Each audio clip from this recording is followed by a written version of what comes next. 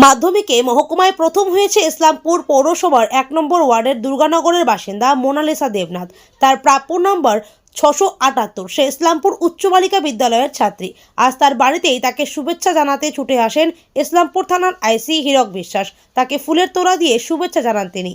ইসলামপুর থানার আইসি তোমার বাড়িতে আসছিল তোমাকে শুভেচ্ছা জানাতে, কি বলবে? খুবই ভালো লাগছে, অনেকেই শুভেচ্ছা জানিয়েছে এবং উনি আমার বাড়িতে এসেছেন, এটা আমার কাছে অনেক বড় পাওনা। আমার মেডিকেল নিয়ে পড়ার ইচ্ছা আছে।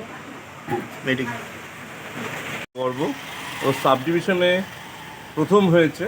আমরা কিছু না, ওকে জাস্ট একটু উৎসাহ দিলাম যে ভবিষ্যৎ ভালো করে আমরা ইসলামপুর পুলিশ ডিস্ট্রিক্টের পক্ষ থেকে ওকে একটু প্রেস করলাম। আপনার বাড়িতে আপনার মেয়েকে সম্বর্ধনা দেবে, কি বলবেন? মেয়ে রেজাল্ট ভালো করেছে তাই সবাই এসছেন, মেয়েকে আশীর্বাদ দিয়ে যাচ্ছেন।